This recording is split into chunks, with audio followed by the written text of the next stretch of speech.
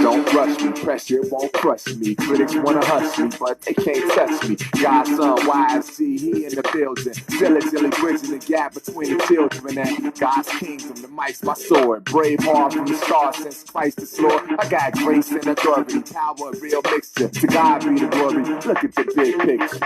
I voice my opinion. I speak for the street. God he lives, God forgives, so I speak on the beat. For the brothers on the corner, you ain't gotta struggle.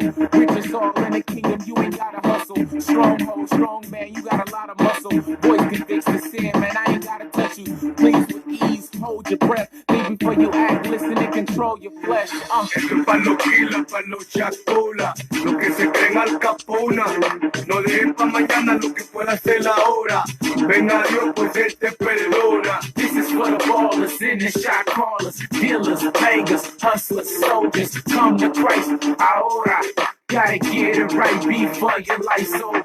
Esto es pa' los kila, esto es pa' los matones, pa' los que sueñan con ser al capone, pa' que la tira y se la come, el que debajo de la cintura usa los pantalones. Yo no juzgo tu estilo de vida, quiero que sepa que en Dios hay salida. Mira para arriba antes que sea tarde, salte del ambiente que la calle está que arde.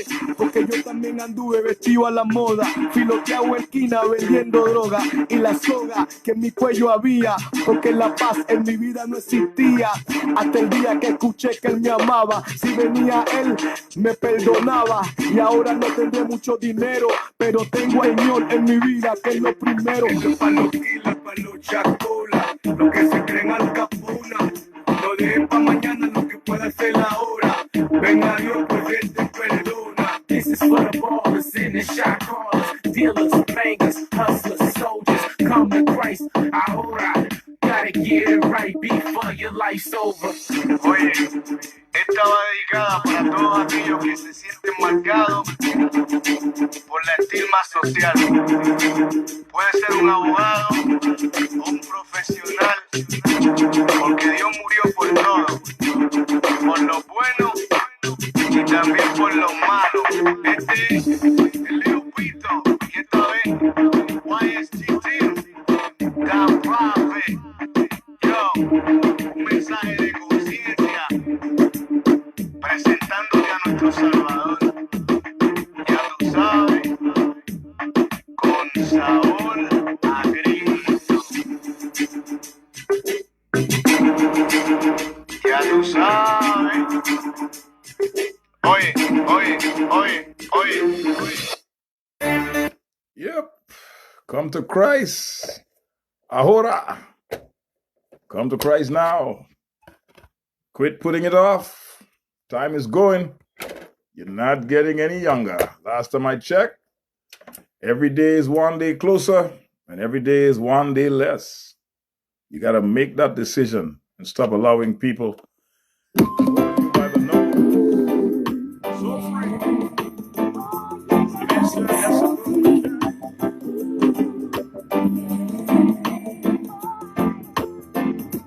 Free to see myself the way you do. To see within myself light shining through. But with darkness all around me, it's so hard to do. But teach me, I'm free to love myself the way you do. So much you did for me. You died to set me free. My heart I see the love you shed abundantly. So free, so free. So much you did for me. You died to set me free. In my heart I see the love you shed abundantly. So free. Good evening, everybody. So free. Exodus, Numbers 30. Guide my feet, Lord Jesus, show me your way. Numbers 30. To follow the right path that leads to eternal days. Help me not to faint, not to turn from your face. And Father, give me the strength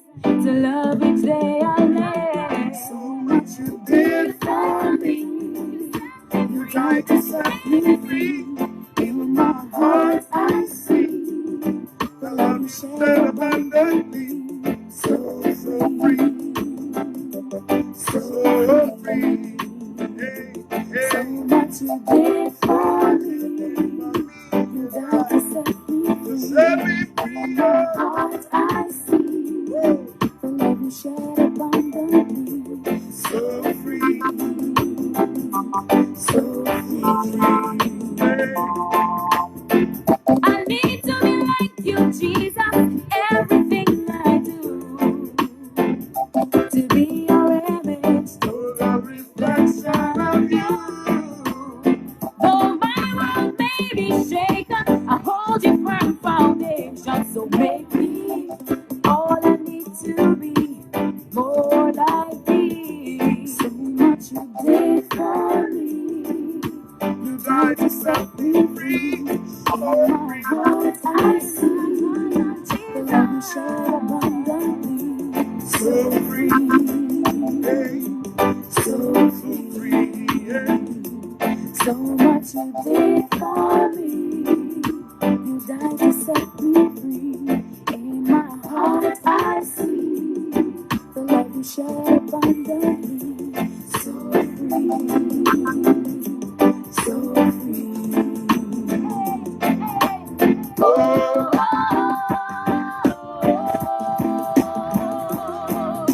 la, la,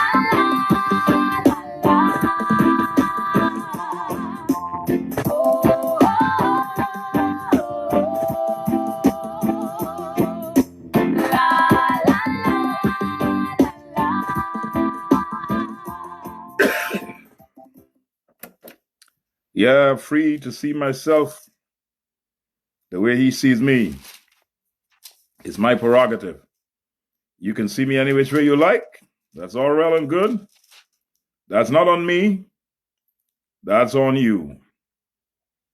But I can choose to see myself the way he sees me and to serve him in spirit and in truth. Numbers chapter 30. Moses spake to the head of the tribes concerning the children of Israel, saying, This is the thing which the Lord had commanded.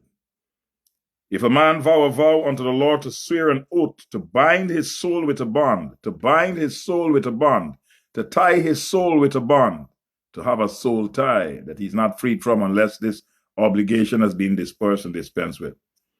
He shall not break his word, he shall do according to all that proceedeth out of his mouth. That's why the scripture says, When thou vowest a vow unto God, defer not to pay it, for God has no pleasure in fools. If a woman also vow a vow unto the Lord, and bind herself with a bond, being in her father's house in her youth, she's not an adult, she's not married, she's not outside of the father's care, then the father can step in, because she's a young child. And if her father hear her vow and her bond, wherewith she had bound her soul, and her father shall hold his peace at her, meaning he allows her to go ahead and make the vow, then all her vows shall stand, they shall stick, she shall fulfill them. And every bond wherewith she had bound her soul shall stand. If she can't do it, the father will assist her in doing it, because he was there as the spiritual authority in her life, and he said nothing. But if her father disallow her in the day that he heareth, the day he hears he must disallow, not any of her vows or her bonds wherewith she had bound herself shall stand. The Lord shall forgive her, because her father disallowed it. He's the authority, and God recognizes his word, so God recognizes the spiritual authority. You see how serious God is with stuff like this? And if she had at all an husband, when she vowed, if she was married, or uttered right out of her lips wherewith she bound her soul, soul bound, soul tie, and her husband heard it and held his peace at her in the day that he heard it, he didn't say anything, then her vows shall stand, and her bond wherewith she bound her soul shall stand. Her husband is going to assist her if she can't make it happen.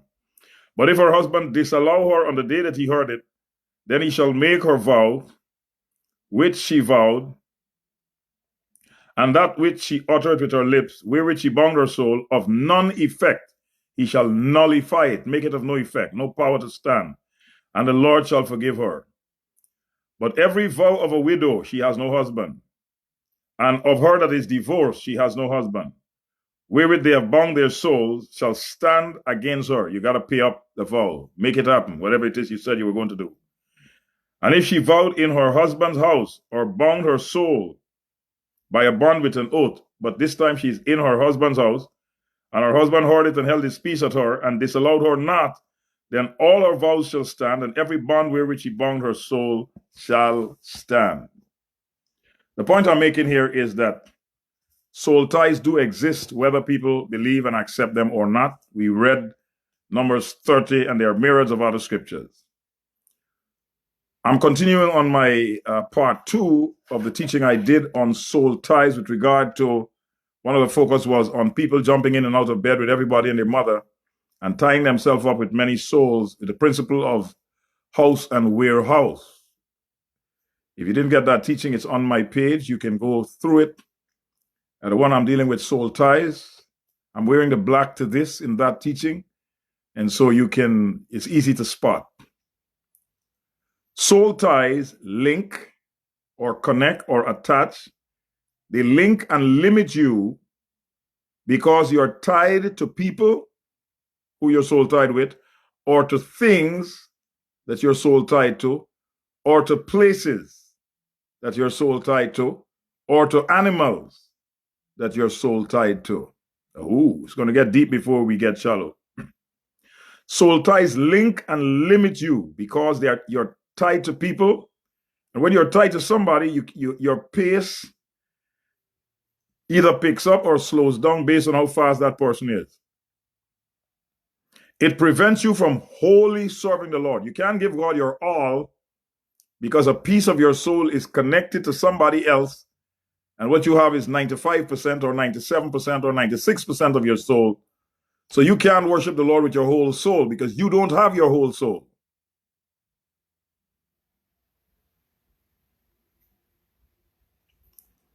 In Numbers 30, 10 to 13, this woman vowed, but it was annulled by her spiritual authority, her father and or her husband.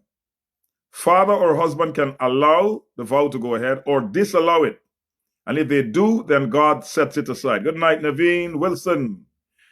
Good night, Renata Bentic. Mabel Passard, good night. Now, soul ties can also be created by addictions. Addictions. You become a friend. The thing that you're addicted to becomes a friend that can meet your needs, or so you think. Soul ties are more binding than any obligation. Some people are addicted. They are addicted to dolls, addicted to shoes, addicted to jewelry, addicted. And they have a soul tie with that thing. They can't live without it. They have to get it. They have to see it every day. They have to be near it, or else they feel out of sorts. And in order for anybody to be freed from a soul tie, you've got to acknowledge it. And there's some other things that I'll tell you how to get rid of it. Some men have more jewelry than Mr. T. Some women have more jewelry than Mr. T. They can't help. They're attached to it. Other people are attached to places. They have to go. And when they go there, they can't live the Christian life like they live it in other places. All negative soul ties are connected to demons. This is the thing you must realize. All negative soul ties are connected to the demonic world. So when you have a soul tie with somebody that's not in the kingdom of God, you're connected to the demonic world, and therefore you cannot have connection with God and connection with demons at the same time. Soul tie, evil soul ties, is nothing but idolatry. Some people are attached to river, marine spirit, mama water, queen of the coast. Some people went to the Obia house, the witchcraft worker. They went there because they wanted to get power. I'm telling you why people go to these places. They wanted to get power. Number two, they believed the lie and they wanted to get protection. Number three, you're going to always see this one involved in there. They want to get money. They want to get rich and famous. Number 4, they want to gain prestige in the community, in the society. Number 5, they want to get control of things, circumstances, and people. Number 6, they want to know the future. Number 7, they want someone to be charmed by them, so when they speak, that person to obey and do everything that they want. Or number 8, they want somebody to be done harm. These are some of the reasons why people go to that house. And whenever you go, you open yourself to the spirit that operates in that mother, or that witchcraft worker, or that necromancer, or that native doctor, and that spirit follows you home, and you're connected, attached to that world. That's why things have not been going well for you.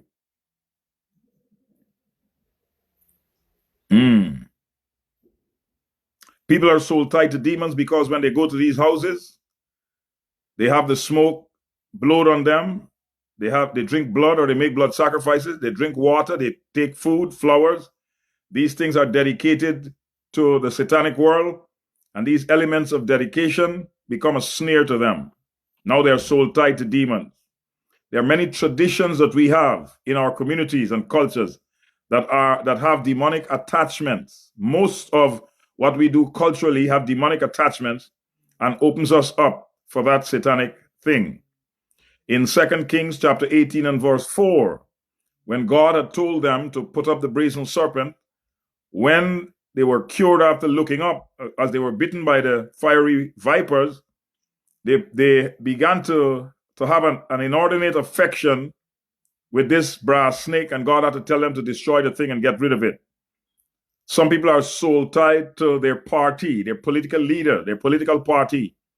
And in this season of absolute madness, people will fight and cut throats so that their party can get in power. They're soul tied to the political leaders. No matter what they do, when those persons tell them what to do, they will do it. Some people are soul tied to places. They have an unnatural sentiment to that particular place because of some event that occurred there many moons ago. In Psalms 13 and 2, the book says, "He took counsel in my soul." I took counsel in my soul. You have a soul. And there are those who love objects. They have soul ties to objects. Other people have soul ties to their children. I'm throwing a whole lot at you, and then I'll come back and go through them like a mathematics teacher, fraction by fraction, breaking it down like a fraction. Some people refer to their dogs as my children. They talk about the dog as if the dog was a member of the family, having their surname and everything else. The dog has every right and privilege as the human beings. They're soul tied. In Colossians 3:2, 3, and 5, it said, "Set your affections on things above." On things, but these things are not below. These things are not on earth. These things are above. Are you there? People are tied to things that they fear. They fear poverty. So because they're afraid of poverty, they're tied to money. And they are as greedy as the day is long. Not even their mother can get something from them on Mother's Day. And if they do get something, it's a gift that they kept from Christmas, from all the gifts they received. And they give one that they don't want to their mother because it broke, and they just put some crazy glue on that thing. The mother's eyes are not as good as it used to be, and they give that to her. Some people are afraid of death, so they come up with all kinds of abracadabra to protect them and shield them and make them live long. They're soul tied.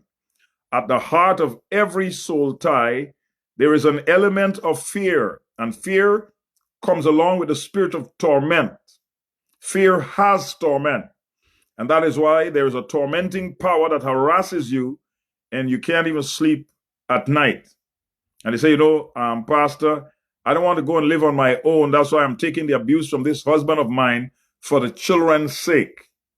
But what they're really afraid of is they're afraid of being alone. They're afraid of starting over. So they take all of that abuse and they use the children as a crutch. I'm doing it for the children's sake. Some people are soul tied to grief. This is one of those things that I've found over the years, that there are certain times when you can't insert certain biblical principles into the sermon, Father's Day, Mother's Day, Christmas, those kinds of times, because there are people that have such a sorrow during those times that you will just cause the problem to get worse. They are soul tied to grief. Every Mother's Day they cry. Every Father's Day they cry. They relive that thing. They have a pain in their heart again when they see children every time the birthday of that child that they aborted comes back, they are soul tied to the grief over the child that they aborted. And they feel the presence of the dead. They smell the cologne of the person who died a long time ago. They feel a wind pass them and they say, oh, you know, uncle, just blow good breeze on me. They don't know it's a demon. You read the book of Job. Job talks about the spirit that passes him and the hairs on his hand stands up. And he explains it that way. The hairs on my hand stood up. So they are smelling the dead. They're dreaming the dead. They say, no, our grandfather dreamt me last night, you know. Mommy came in my dreams because they are grieving on Mother's Day and it's been 25 years ago. Soul ties allow entities access to your life. This is the danger. Soul ties allow entities, demonic, to have access to your life. Because that spirit that's tormenting you comes along with his brothers and they have access to your life in view of your grief. A soul tie is an entry point for demons. That's why when you slept with that girl, her spirit entered you, and whatever spirit she has entered you too.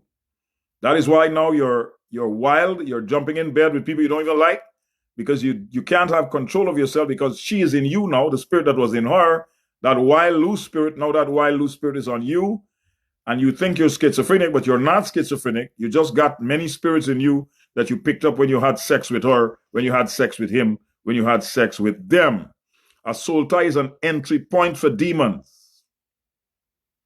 You are now connected to that rapist. You hate him, but you're connected to him. You're sneaking out of the house to meet your lover. Your mother doesn't know that you are sleeping with several men all over the place. And you come into that home looking all virginal, all quiet, all smiling, like you can't mash ants, my mother used to say. Yeah. Awe, reverential awe creates soul tie. When you're in awe of somebody,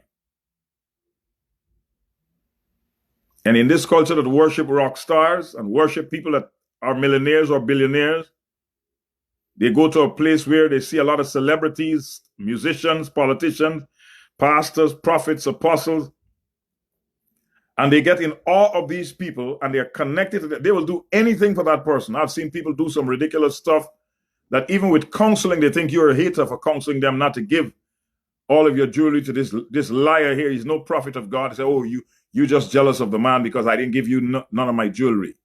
Well, what else is new when your husband comes back from his long trip? He's going to want to know where all his gold and chains went. They went to the Pope because he told you if you give it to him, you'll be blessed and highly flavored. And so some people refuse to take responsibility for themselves. Why? They're soul tied to laziness. What? Oh yeah. I was in a service in Azusa in the United States, and there was a preacher, very famous, well-known preacher. If I say his name, everybody will know who he is. And he said his mother took him to Jamaica because her mother was from Jamaica. And he was about 8 years old at the time when his mother took him to Jamaica, and his mother never came back for him. And here's this 8-year-old boy, born in America, living in Jamaica, wanting to see his mother, no father around to raise him. Granny is taking care of business to the best of her ability, did a pretty good job too. And then when he was 20-some years old, he came to the United States, and that's when he saw his mother again. Well, he went off on his own, got married, and he would constantly be on these long trips, and his wife would be home alone, and she kept telling him, you've got to stop these extended trips. You're always out. I see you once a month. I see you twice a month. What kind of marriage are we having here? And finally, she divorced his sorry donkey and left him on his own. And this is the part that caught my attention. He said, brethren, you know, I have many girlfriends,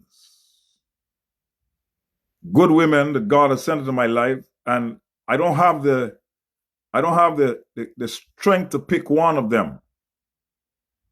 Because every time I think of it, my mother left me when I was 8. And then my wife left me. His own stupidity, that's why his wife left him, but his wife left him. And he's not so angry with the wife because he himself said he was just a young fool, didn't know what he was getting himself into. How could he leave a woman 2-3 months at a time for years before finally she said, enough of this? But he said, every time I think of getting married, I see my 8-year self in Jamaica, missing my mother. And he said, I feel such a strong connection to my 8-year-old self. A light bulb blew up in my head. At that moment, I knew that you could be soul tied to you, not the you now, 40 years old, 50 years old, 36 years old, the you then. Something happened then in your childhood, and you're so attached, so connected to that young child, the young you, that this you, this older you now, can't make anything of his life, her life, because you're soul tied to yourself, to your younger self. And you can't move on with your life. Somebody molested you at 12, and you're 42, you can't have a good relationship. Somebody raped you at 6, and you're 56. And every time you have a good relationship, you deliberately break it up because you don't want anybody to hurt you again. So you hurt them before they hurt you. And you don't know that it's a soul tie that you have to your younger self. I'm bringing deliverance to a lot of people right here, right now. I said I am bringing deliverance to a lot of people right here, right now. I'm telling you what you're connected to so that you can break that connection and move on with your life. You're not to be blamed for anybody raping you. All right. This man was tied to his younger self. And he said every time it hurt like it's just yesterday his mother left him. And he's soul tied to his 8-year-old self. He had created this idolized child in this fantasy world. And he's living out the fantasy. Are you feeling it, brother? Yes, yes. Some people are soul tied to their father that never mind them, never took care of them, never supported their mother. She had to do what she had to do to grow them up to the age and stage where they're at. And they're constantly living out a fantasy world. They have a story about a father that they fabricated. And when you do ask the real truth, they never met their father, not even once. They don't know him. They never met him. But they have stories about their dad, what a good man he was, yeah. And they're living a lie. They're soul tied to a lie, to a father that they fabricated. And what happens is the demonic world seeks out fragments of your soul. From conception, the devil is seeking to fragment your soul, to fragment my soul, to break a piece of it off so that you will have an attachment, a connection to someone else. And by linking to them, you're linking to him because this is how his satanic kingdom operates. Deliverance is needed to bring back the fragment of your soul. Oh, yes. Oh, yes. One famous rapper says, I stand in the mirror and saw my soul. It wasn't gone. I didn't sell it. He was talking about the selling of souls that people did and do to get famous, to get superstar status. How can you tell when you're hooked up to a negative soul tie? What I'm doing, I'm throwing everything at you, including the kitchen sink. I'm giving you, pumping your head with information. I'm shattering your preconceived notions. I'm coming at it with a savage attack. I'm hitting you in places you never got hit before. I'm hitting you in places you never thought you had places. And then when you're thoroughly convinced that perhaps a soul tie is at work here, then we're going to come back and rebuild the house that was all broken down. How can you tell when you have a negative soul tie? Because soul ties have side effects. And I'm going to give you some of the side effects so you'll know what you're suffering from. Are you feeling a brother now? Yes, yes. Loss of self-confidence and individuality. You have lost your self-confidence and you have lost your individuality. You're always trying to blend in. You're always trying to fit in. You're there, you're always cracking jokes so that people will like you, but you're not really a comedian. You're just doing that as a reflex action to get them to like you. Loss of individuality. You don't say what you mean. You don't give your opinion because you don't think your opinion counts, and you think if you say it, somebody might not agree with you, and you don't want to be disliked. You have to be liked, and so you lose you in order to gain friendship with them. And we don't even know you because the you that you are, you never expressed it. You're always hiding behind a mask and saying your lines and pretending to be somebody that you're not. Why? Because you're afraid of showing us who you are. Loss of self-confidence and loss of individuality. Some people are so pretensive that even when they talk, you're hearing somebody else. You can never hear them. They never tell you anything. They press like all the time, as if they have no idea. They have nothing to add to the discussion. They never want to come out and say something because you may see through who they really are. And so they're constantly hiding. You have a sense of inferiority complex and incompetence. You have a voice and an opinion, but you never give it. You have a sense of inferiority and incompetence. You feel that other people are superior to you. I don't know where people got this thing from, that white-skinned people are superior and dark-skinned people are inferior. But it's a false notion that's all over the world, and even in the church. Some churches only whites can rule. Some churches only Indians can rule. Some churches only blacks can rule. And if the pastor is white, then everybody can come. But if the pastor is black, you'll hardly find a white person in a black church. Why is that? Because Sunday morning is the most segregated time on the planet. We say we love Jesus, but we hate people that don't look like us. Oh, I can tell you stories, but I'm not going to. You have a loss of clear thinking, loss of clear decision making. You're always double checking and self-doubting. You have a loss of clear thinking. You can't think for yourself. You're always asking people's opinion. Loss of decision making. You're not decisive. You don't make decisions. You're the tail. You're the tail that's dragged behind. The head is the decision making member of the body. I don't like to be a part of anything where somebody else is making all the decisions and I have to live with it. I'm not going to live with your bad decision. I prefer to live with my own bad decision. Hopefully I don't make too many bad decisions. But I don't like situations where somebody else makes the decision and I have to live with their bad choice. H-E double toothpicks, no.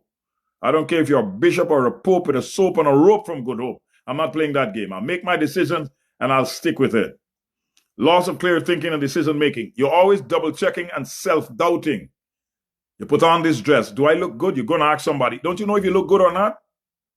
People say, Rev, you just bossy. But no, I'm just confident like that. I just got it like that. I never used to be like this all the time. People say, boo, I'd wet my pants. Now they say, boo. I say, boo what?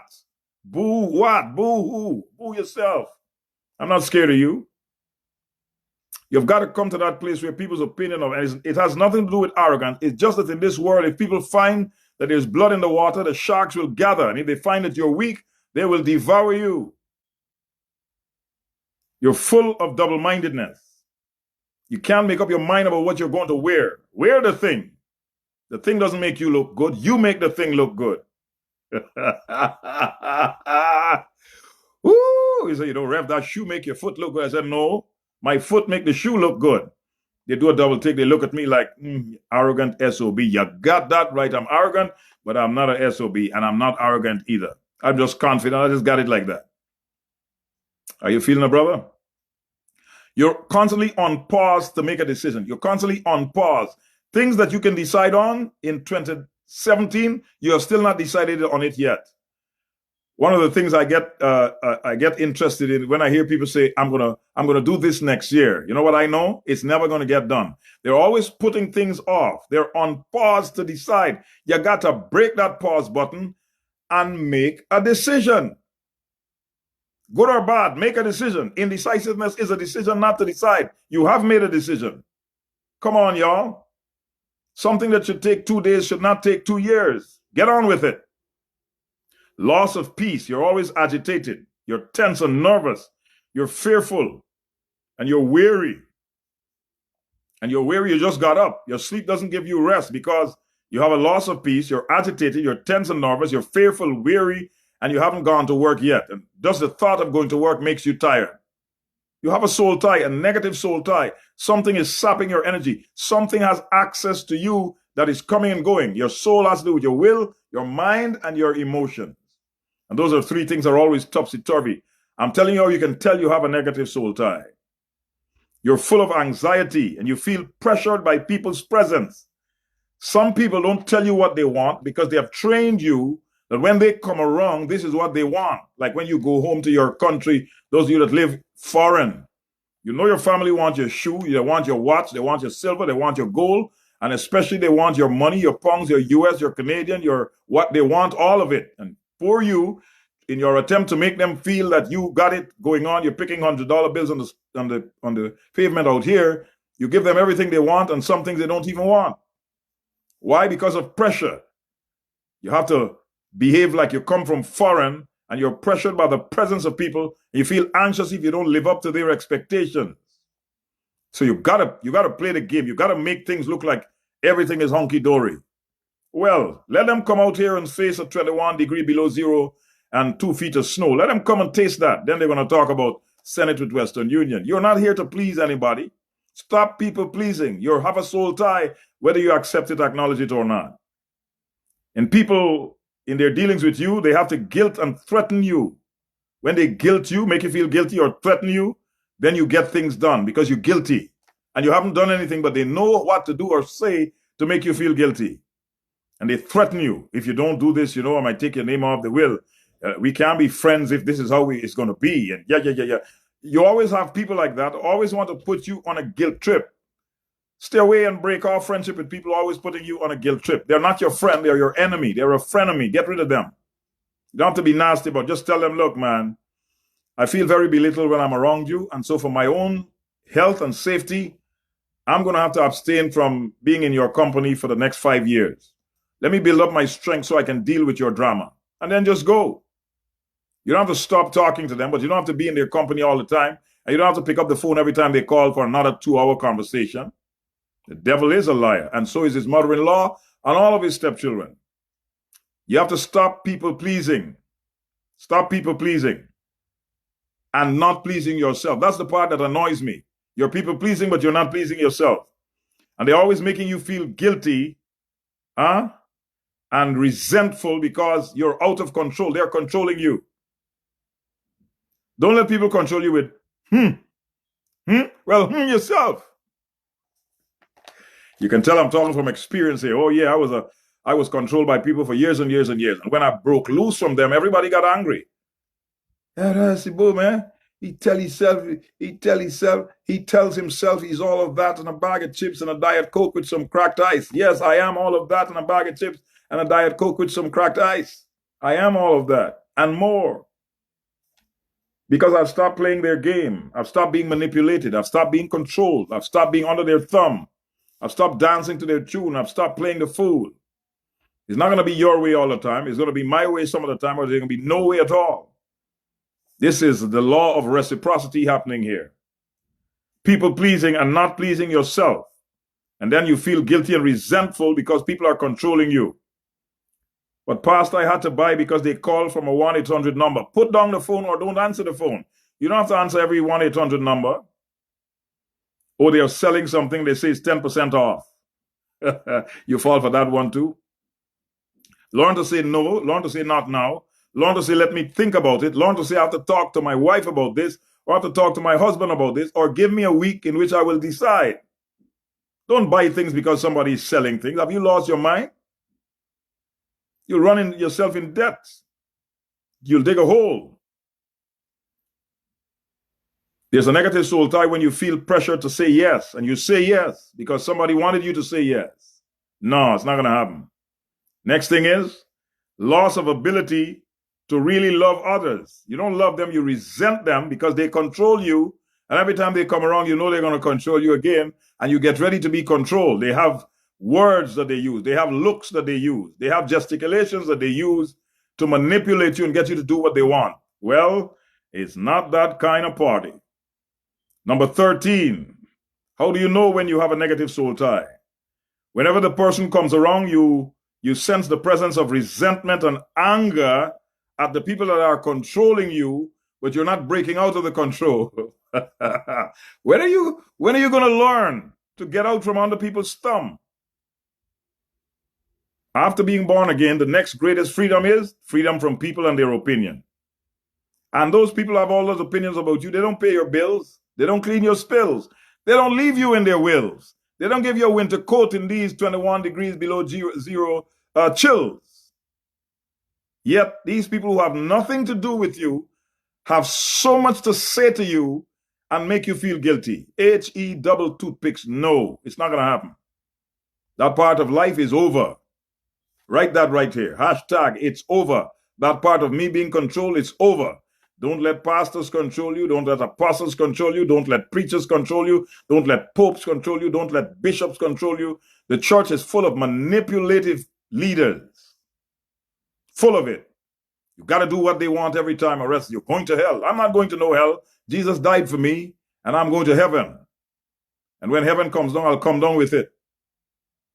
Oh, yes, you've got to learn to be bold, be strong. You're angry with somebody because your pastor's wife is angry with somebody. And whoever she has as an enemy, you have to have them as an enemy too, because if you don't, she's going to control you and turn the other people in the church against you, because she has to control everybody and their mother. And if you don't come under her thumb of control, then it's not going to be very pleasant around the church. You need to get away from churches like that, where people manipulate and control all the time, and whoever they have as an enemy, you must have as an enemy. No, it's not going to happen like that. You can tell there is a confrontational spirit that's stirring me, because these things just anger my soul when I watch how many people who Christ died for, who are going to church, and yet they're still enslaved by other people.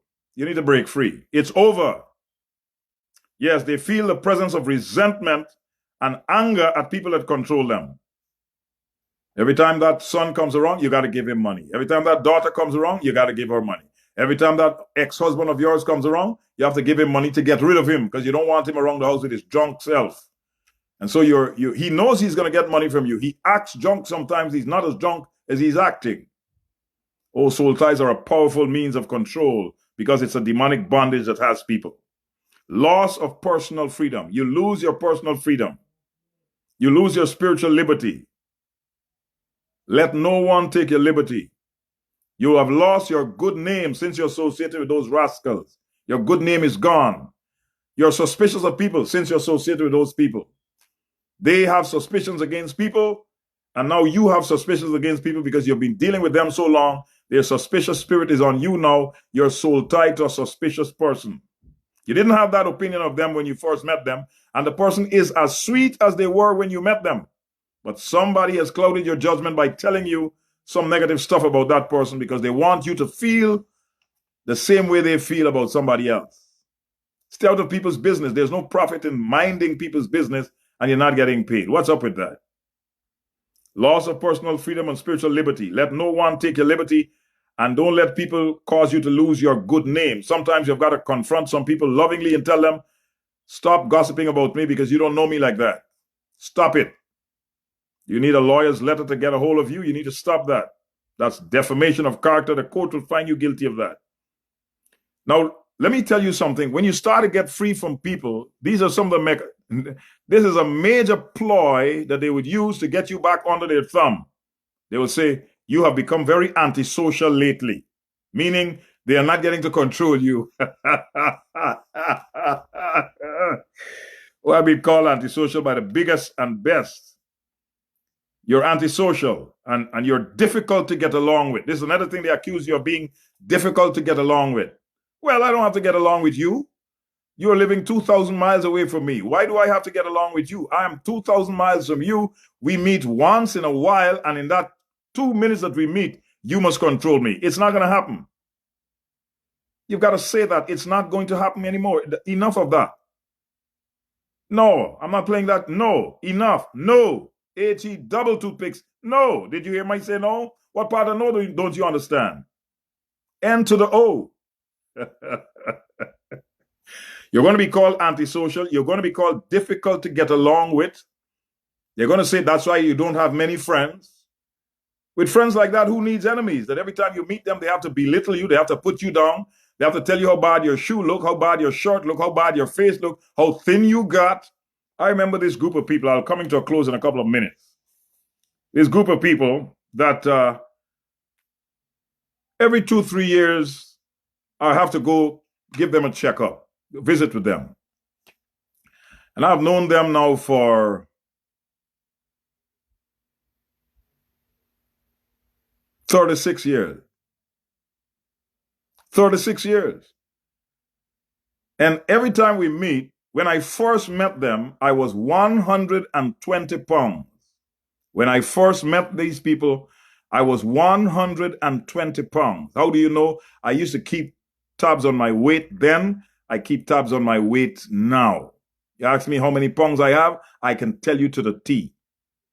I got to watch my weight. As a preacher, you need discipline because I ran out of discipline one time, balloon past 200 plus pounds.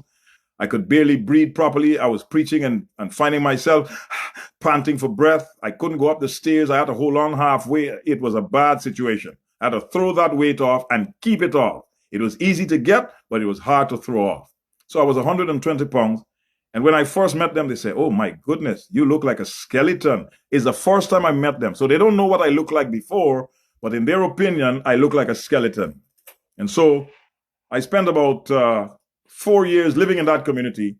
And I used to see them like once a week. So once a week, 4 times a month, or 5 times a month if the month had 5 Sundays, they would tell me how bad I look. And then when I removed from that community and lived somewhere else, we met like once every 4 or 5 years. Guess what? By now, I got married. By now, I put on some pounds. I got 135, 140, 150, 165, 175. So one of these times, when I saw them, I was 175 pounds. Now, remember, I was 120 when we first met. I'm 175 pounds now. I'm 55 pounds heavier. And you know what that person said? Oh, you look bad. You look like a skeleton. You look terrible. And on that day, I felt a boiling anger, a rage. I mean, it started from my toes. And the more they talked, the more it kept coming up.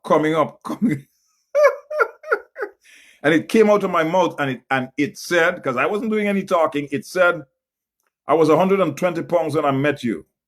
I'm 175 pounds now. You need to go to an eye specialist, get your eyes tested because it's obvious you can't see properly. And they gasped like somebody threw mess on them. And then their head hung down. They said, it's true, I don't know why, but every time I see you, I feel like telling you something to get you angry. And you never told me anything before, so I thought I'd just keep it going. It's the last day they ever told me that. Because they knew I was up to their game and I was not playing that game anymore. Don't go around people who always want to belittle you or stand up for yourself. You don't have to be nasty, but you have to be firm as a rock and loving as a dove. Yes. Loss of personal freedom and liberty. Don't let people mess up with your good name. You're going to be called antisocial. You're going to be called difficult to get along with, etc., etc. This is a certain sign of a soul tie. I'm giving you 2 more and then I'll get out of your way. Number 1. Actually, we're at number 17. You're feeling smothered when you're around them. Your space is encroached upon. They come too near too many times. You feel squelched. You feel squashed. You feel like somebody has thrown a heavy truck on top of you or a wet blanket on top of you. You're not your dynamic self when you're around these people. You always feel less than. And they say things to make you feel less than. You feel smothered. Yeah, like you can't breathe properly because they're sucking up all the oxygen from you. Your space is being encroached upon. They come all up in your Kool-Aid and they don't know your flavor. It's a bad soul connection. It's a bad soul tie. They have made a covenant with you that they're going to insult you every time you get together. They're going to belittle you every time you get together. There are some preachers that I know, every time you get around them, they have to one-up you. If you have a story of what God did, they have a bigger story, better story, huger story, monster story. They're always trying to make you feel like no matter what you do, it's not really on par with what they do. And so there's always this competitive spirit on them, and they're trying to project their greater than thou attitude over you. Well, guess what? I am not called to do what you're called to do, and you're not called to do what I'm called to do. And I'm not paying attention to you. I couldn't care less what you do. You're going to answer God for the gift that he gave you, and you're going to give account. I am going to have to answer God and give an account for what he has told me to do or asked me to do. And if I'm not doing that, then I'm out of whack. I can't do you and do things that you do so as to come in a competition with you because God didn't ask me to do that. There's a lot of competitive jealousy that goes on among women, and there's a lot of competitive jealousy that goes on among men, particular preachers and pastors. They're always trying to outdo each other. And every time they get together, they got to talk about how big their church is and how much money they earn and where they go for holidays. And they were at, I was at Benny Hinn and he and I spoke, and I was at TD Jakes and he and I spoke, and I went down from there to Creflo Dollar. They drop all these names of big people, big names in the ministry, in the gospel, to intimidate you and make you feel like you have met nobody. Let me tell you something. No matter who you have met, I've met a greater man because I've met Jesus. And he thought I was so important, he died for me. I am to die for. Every place I go, I say it. I can see some people meet me after this. I say, Rev, man, you caught me with that one. Because he died for me too. I never thought of it like that. So you got that right. When you have a good sense of self-worth, people can't play those games on you anymore. And sometimes they recognize that you know the game they're playing, and they have to find another game. And they're out of games now, out of options now, because they know that you know in whom you have believed, and you're persuaded that he's able to keep that which you have committed unto him against that day. Break the power of soul ties from off of your life. Stop having people control and manipulate you. Finally, they question way too many things in your life. They question way too many things in your life. And secondly, they make way too many suggestions about what they would do if they were you. Well, guess what? You're not me. And you don't have to do what I'm doing. God doesn't ask you to do what I'm doing. I'm gifted to do what I'm doing, and it comes easy to me. You are not to do what I'm doing. God has gifted you to do whatever it is that you do. Do that. Don't try to be in a competition, because this is not a competition as to who will do more than who. You're just asked by God to do what he has asked you to do, and you do your stuff and stop questioning other people about how they should change their life to suit you, to accommodate what you think they should do. Stop having so many opinions about other people. Leave people alone. Mind your own business. Life would be much easier if you just mind your own business. Especially my Caribbean folks. I'm not trying to insult anybody, but we Caribbean people, we just like to have our nose all up in other people's business, and if I were she, and if I was he, and if this is that, you're not he and you're not she. Leave people's business alone and mind your own. Say, ooh, Rev, you're tough. No, I'm not tough. I'm just being factual here right now. Negative soul ties will affect you for the rest of your life unless you break it. Number one, you have to acknowledge through some of these signs that something is not kosher in your life, that you have been connected to people that belittle you all the time. You've been connected to people that always have a negative thing to throw at you. You've been connected to people that always have a snide remark and an insult, a cutting, nipping, biting remark every time you meet them. And sometimes these are people who are members of your own family. I've got family like that. Every time they see me, you still with that church thing? Yeah? Hey, Brother Colin, you still with that church thing? And I look at them and smile. I say, what are you talking about? That church thing. Your mother sent you to high school, and that's you put all that education. You can't church is lazy man work.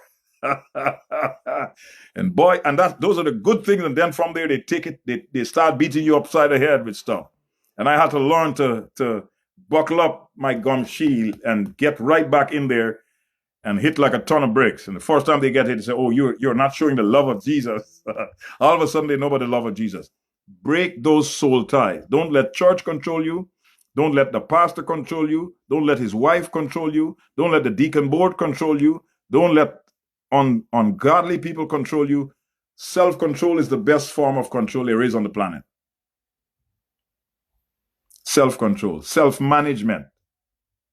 Not all control is negative control. If you don't control that car, it'll go all over the place and kill somebody. Might kill you too.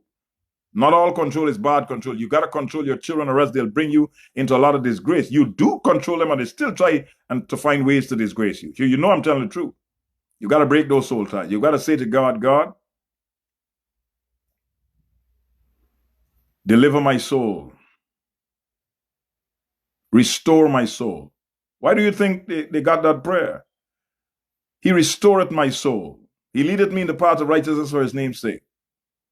He leads me beside still waters. Yea, though I walk through the valley of shadow, I will fear no evil. He restoreth my soul. That's all I'm going to finish with here tonight. You say to the Lord, Lord, I have examined in the light of Scripture what this man is saying. And if you don't know, say, if there's any part of my soul out there anywhere, please, Lord Jesus, restore my soul. Restore my soul. Restore my soul. I want all of me to be in me when I talk to God. You can't give God your whole soul. And then the scripture commands us to love the Lord our God with all our heart and all our soul. But if you don't have your own soul, if Sheila's got a piece of your soul, and Jenny has got a piece of your soul, and the other guy has got a piece of your soul, and that guy in Jamaica got a piece of your soul, and that guy in New York got a piece, and the guy in Barbados, he got a piece, and the guy in Guyana, he's got a piece, and the guy you met in France, he's got a piece, and the other one you met when you were on that trip, he's got a piece. And you left a piece in Vegas, oh my goodness, and 2 pieces left in Miami. Oh my dear God, how many pieces of my soul are out there? Many. That's why you don't feel like yourself, because you don't have yourself. Too many pieces of yourself are all over the place.